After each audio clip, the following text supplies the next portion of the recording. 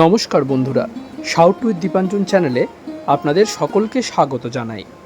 আপনারা শুনছেন স্বামী বিবেকানন্দ বিরচিত হিন্দু ধর্ম। আজ তৃতীয় পর্ব। আসুন আজকের পর্বটি শুরু করা যাক।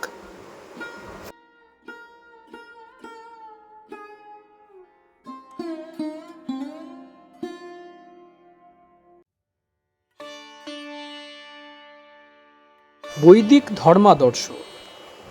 আমাদের সর্বাপেক্ষা প্রয়োজন ধর্ম বিষয়ক চিন্তা, আত্মা, ঈশ্বর এবং ধর্ম সম্পর্কীয় যা কিছু কথা। আমরা বেদের সংহিতার কথা বলিব। সংহিতা অর্থে স্তোত্র সংগ্রহ। এগুলি প্রাচীনতম আর্য সাহিত্য।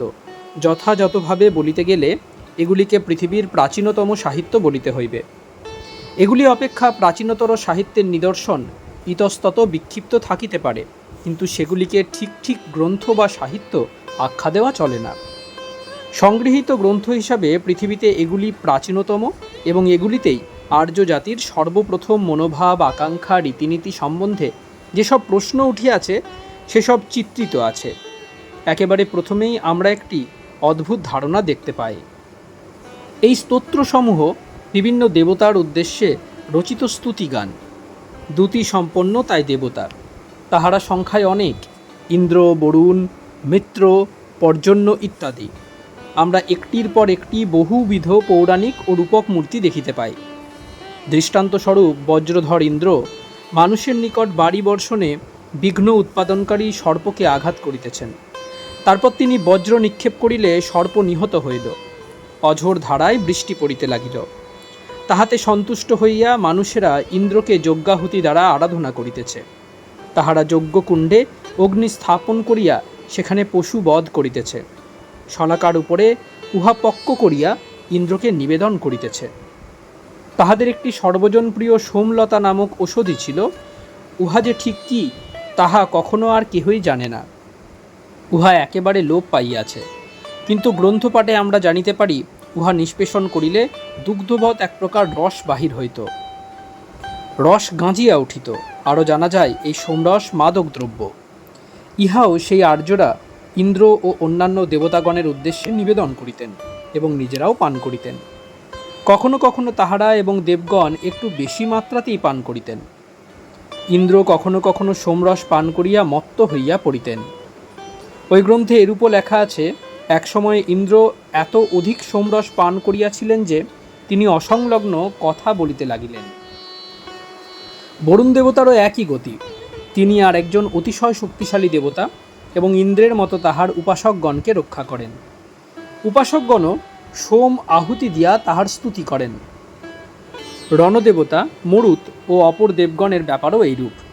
কিন্তু অন্যান্য পৌরাণিক কাহিনী হইতে ইহার বিশেষত্ব এই যে এইসব দেবতার প্রত্যেকের চরিত্রে অনন্তের ভাব রহিয়াছে। এই অনন্ত কখনো কখনো ভাবরূপে চিত্রিত, কখনো আদিত্যরূপে বর্ণিত, কখনো বা অন্যান্য দেবতাদের চরিত্রে আরোপিত। ইন্দ্রেরই কথা ধরো, বেদের কোনো কোনো অংশে দেখিতে পাইবে ইন্দ্র মানুষের মতো শরীরধারী, অতীব শক্তিশালী, কখনো স্বর্ণ নির্মিত বর্ম পরিহিত, কখনো বা উপাসকগণের নিকট অবতরণ করিয়া তাহাদের সহিত আহার ও বসবাস করিতেছেন। অসুরগণের সহিত যুদ্ধ করিতেছেন, সর্পকুলের ধ্বংস করিতেছেন ইত্যাদি। আবার একটি স্তোত্রে দেখতে পাই ইন্দ্রকে উচ্চ আসন দেওয়া হইয়াছে। তিনি সর্বশক্তিমান, সর্বত্র বিদ্যমান এবং সর্বজীবের অন্তর্দ্রষ্টা। বরুণ দেবতার সম্বন্ধে এইরূপ বলা হইয়াছে, ইনিও ইন্দ্রের মতো অন্তরিক্ষের দেবতা ও বৃষ্টির অধিপতি। তারপর সহসা দেখিতে পাই তিনি উচ্চাসনে উন্নীত। তাহাকে সর্বব্যাপী ও সর্বশক্তিমান প্রভৃতি বলা হইতেছে। আমি তোমাদের নিকট বরুণ দেবের সর্বশ্রেষ্ঠ চরিত্র যেরূপে বর্ণিত হইয়াছে সেই সম্বন্ধে একটি স্তোত্র পাঠ করিব। তাহাতে তোমরা বুঝিতে পারিবে আমি কি বলিতেছি। ইংরেজিতেও কবিতাকারে ইহা অনুদিত হইয়াছে। আমাদের কার্যচয় উচ্চ হতে দেখিবার পান, যেন অতি নিকটেই প্রভুদেব সর্বশক্তিমান। যদিও মানুষ রাখে কর্মচয় অতীব গোপন, স্বর্গ হইতে দেবগণ হেরিছেন সব অনুক্ষণ। যে কেহ দাঁড়ায় নরে গোপনেতে যায় স্থানান্তর, সুনিভৃত কক্ষে পশে দেবতার দৃষ্টি তারপর। উভয়ে মিলিয়া যেথা ষড়যন্ত্র করে ভাবি মনে, কেহ না হেরিছে দোহে মিলিয়াছে অতি সঙ্গোপনে। তৃতীয় বরুণ দেব সেই স্থানে করি অবস্থান, দুরভিসন্ধির কথা জ্ঞাত হন সর্বশক্তিমান। এই যে রয়েছে বিশ্ব অধিপতি তিনি গো ইহার, ওই যে হেরিছ নভ সুবিশাল সীমাহীন তার। রাজিছে তাহারই মাঝে অন্তহীন দুটি পারাবার, তবু ক্ষুদ্র জলাশয় রচেছেন আগার তাহার। বাঞ্ছা যার আছে মনে উঠিবারে উচ্চ গগনেতে, বরুণের হস্তে তার অব্যাহতি নাই কোনো মতে। নভ হতে অবতরী চরগণ তার নিরন্তর, করিছে ভ্রমণ অতি দ্রুত সারা পৃথিবীর পর। দূর দূরতম স্থানে লক্ষ্য তারা করিছে সতত, পরীক্ষা কুশল নেত্র বিস্ফারিত করি শত শত।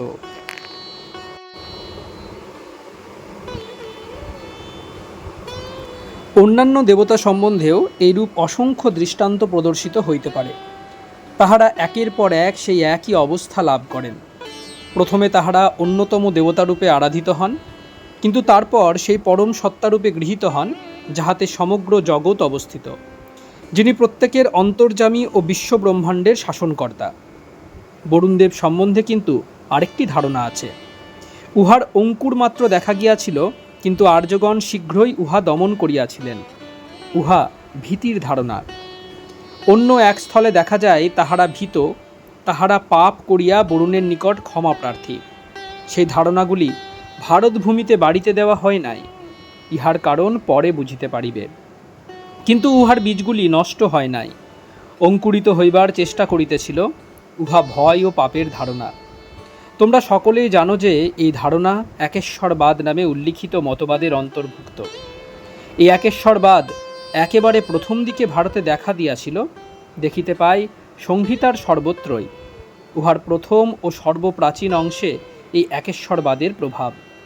কিন্তু আমরা দেখিতে পাইব আর্যগণের পক্ষে ইহা পর্যাপ্ত হয় নাই, এবং হিন্দুদের বিশ্বাস আর্যগণ উহাকে অতি প্রাথমিক ধারণাবোধে এক পাশে ঠেলিয়া দেন এবং আরও অগ্রসর হইয়া চিন্তা করিতে থাকেন। অবশ্য বেদ সম্বন্ধে ইউরোপীয়দের সমালোচনা পাঠ করিয়া হিন্দুগণ হাস্য সংবরণ করিতে পারেন না।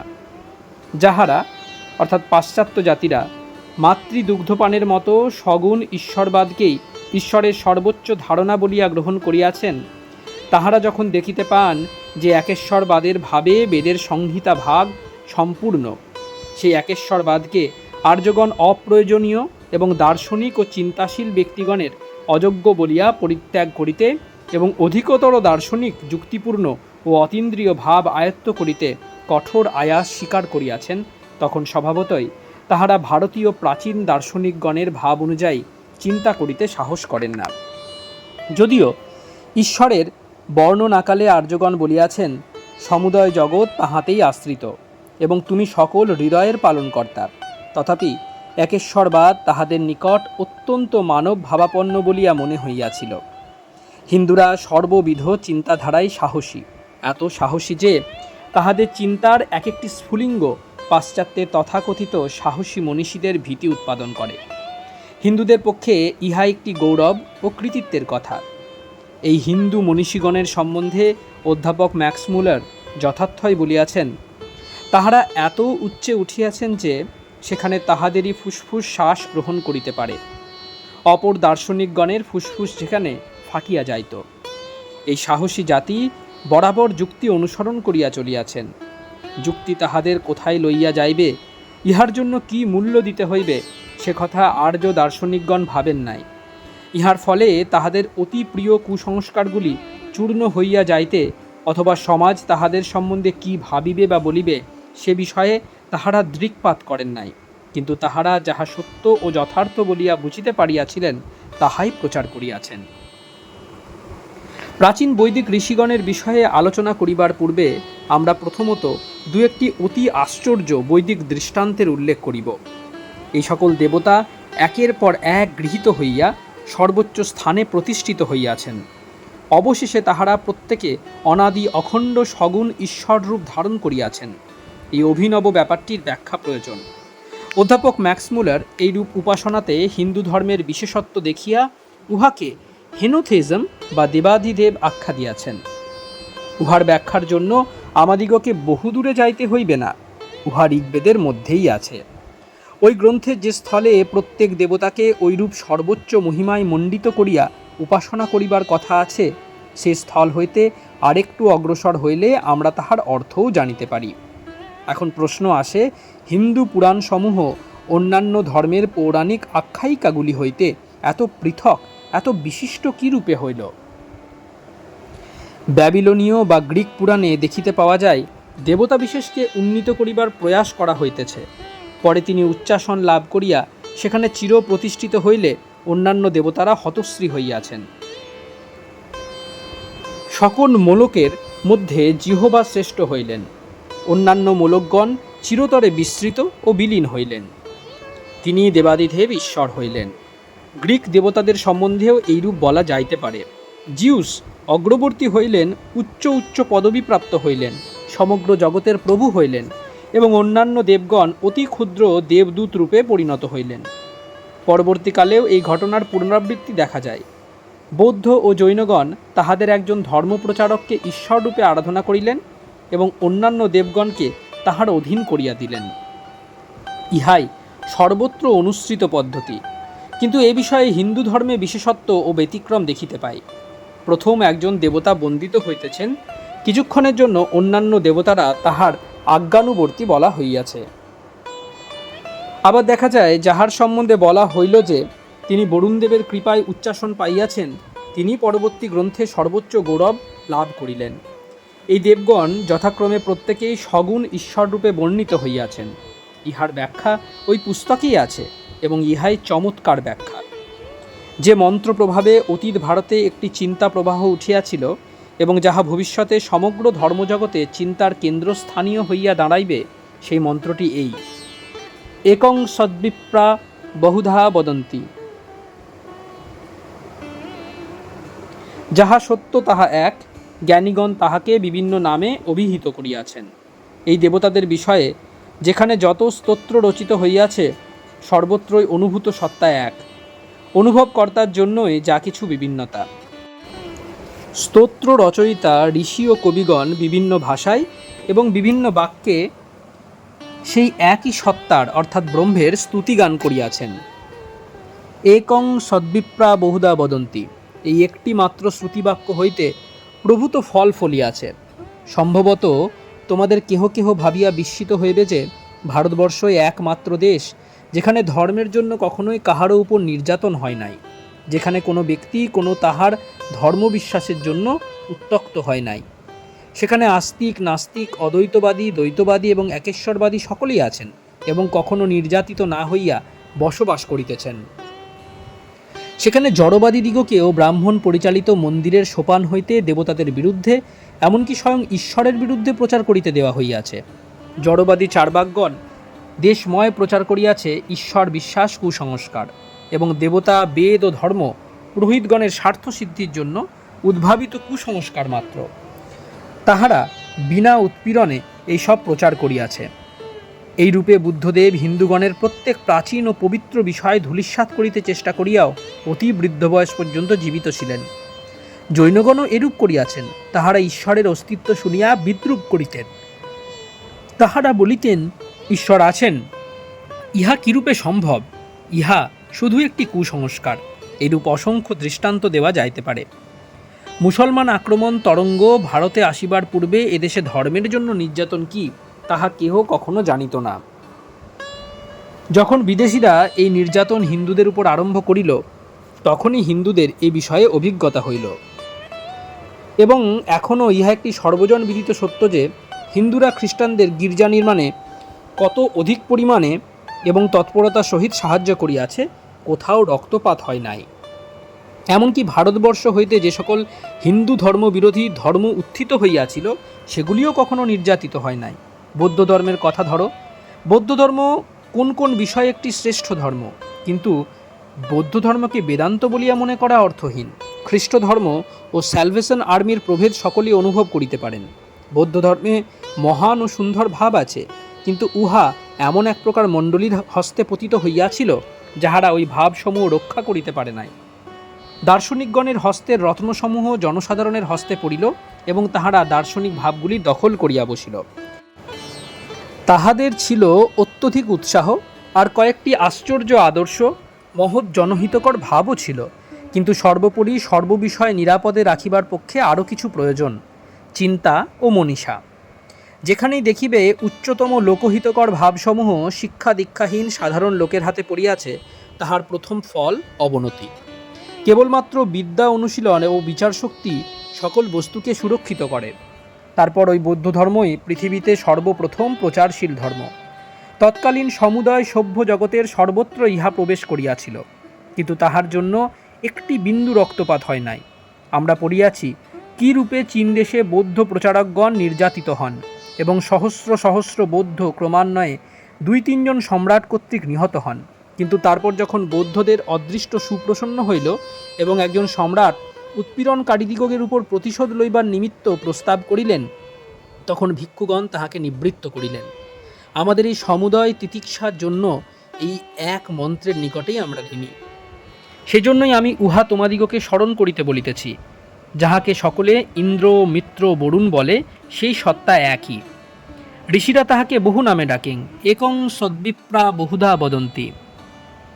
এই স্তুতি কোন সময় রচিত হইয়াছিল তাহা কেহই জানেন না। 8000 বৎসর পূর্বেও হইতে পারে এবং আধুনিক সকল প্রতিবাদ সত্ত্বেও ইহার প্রণয়নকাল 1000 বৎসর প্রাচীনও হইতে পারে। ধর্ম বিষয়ক এই অনুধ্যানগুলির একটিও আধুনিক কালের নয়, তথাপি রচনাকালে এগুলি যেমন জীবন্ত ছিল, এখনও সেইরূপ। এখন বরং অধিকতর সজীব হইয়া উঠিয়াছে, কারণ প্রাচীনতম কালে মানবজাতি আধুনিক কালের মতো এত সভ্য ছিল না। এতটুকু মতের পার্থক্যের জন্য সে তখনও তাহার ভ্রাতার গলা কাটিতে শিখে নাই, বা রক্তস্রোতে ধরাতল প্লাবিত করে নাই, অথবা নিজ প্রতিবেশীর প্রতি পিশাচের মতো ব্যবহার করে নাই। তখন মানুষ মনুষ্যত্বের নামে সমুদয় মানবজাতির ধ্বংস সাধন করিতে শিখে নাই।